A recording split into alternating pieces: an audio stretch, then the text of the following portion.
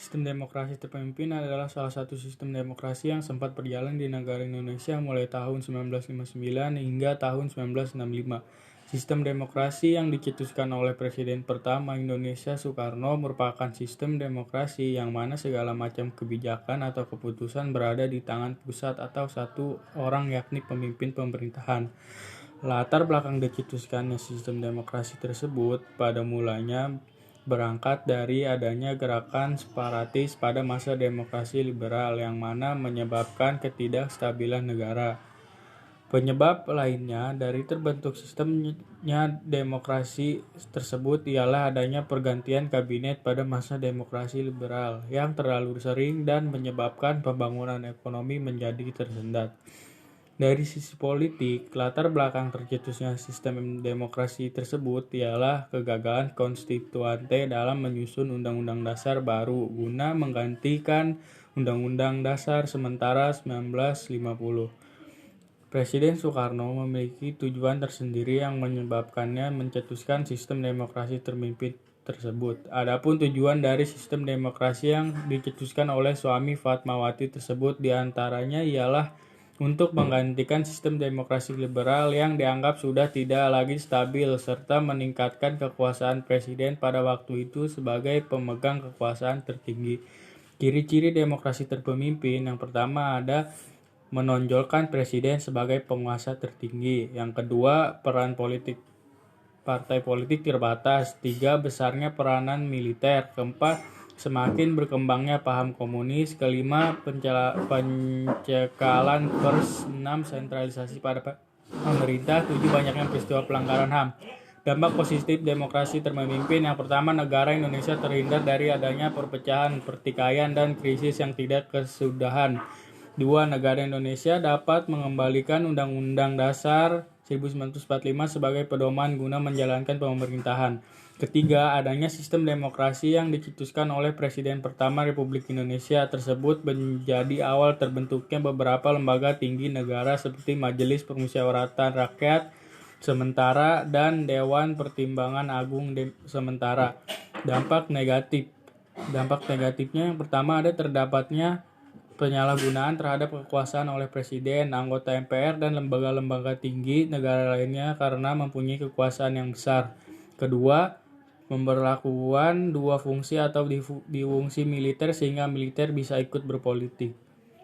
Kondisi ekonomi pada masa awal demokrasi terpimpin sangat terpuruk akibat pemberontakan yang terjadi. Untuk mengatasi keadaan ekonomi pada masa ini, sistem ekonomi berjalan dengan sistem komando, di mana alat-alat produksi dan distribusi yang vital harus dimiliki dan dikuasai negara atau minimal di bawah pengawasan negara. Kondisi ekonomi pada masa terpemimpin yang pertama ada pembentukan Dewan Perancang Nasional dan Badan Perancang Pembangunan Nasional. Upaya perbaikan perekonomian Indonesia dilakukan dengan pembentukan Dewan Perancangan Nasional pada 15 Agustus 1959 yang dipimpin oleh Muhammad Yamin. Yang kedua, penurunan nilai uang.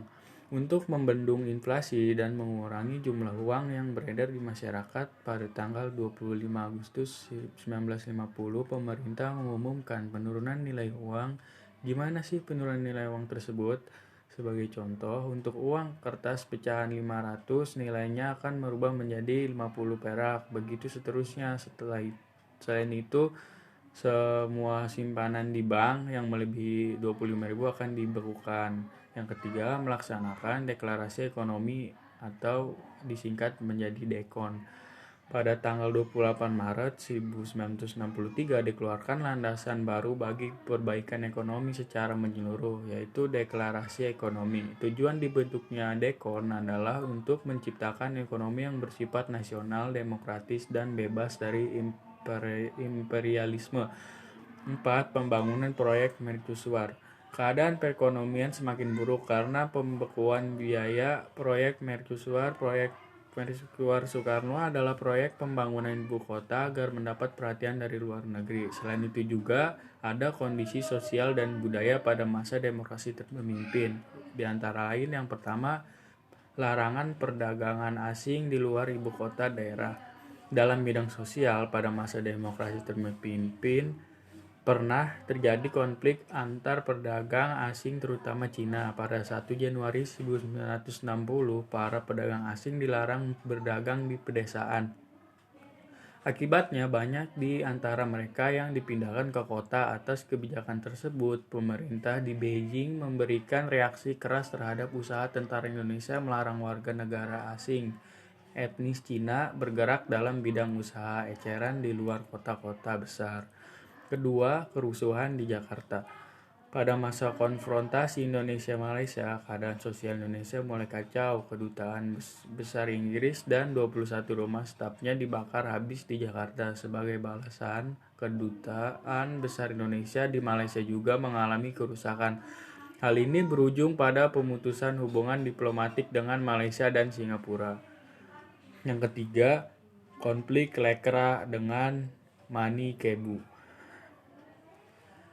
Dalam bidang kebudayaan juga terdapat konflik Lekra dan Mani Kebu.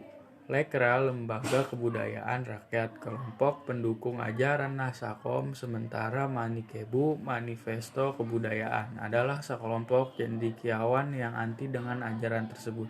Kelompok Mani Kebu mendukung Pancasila, namun tidak mendukung ajaran Naskom.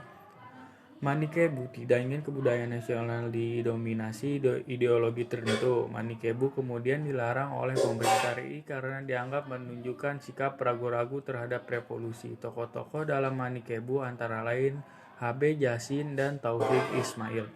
4. Pelanggaran musik dan tarian ala barat. Sekuat, sekarang kamu tentu bisa dengar berbagai musik dan menarikan berbagai tarian dengan bebas kan?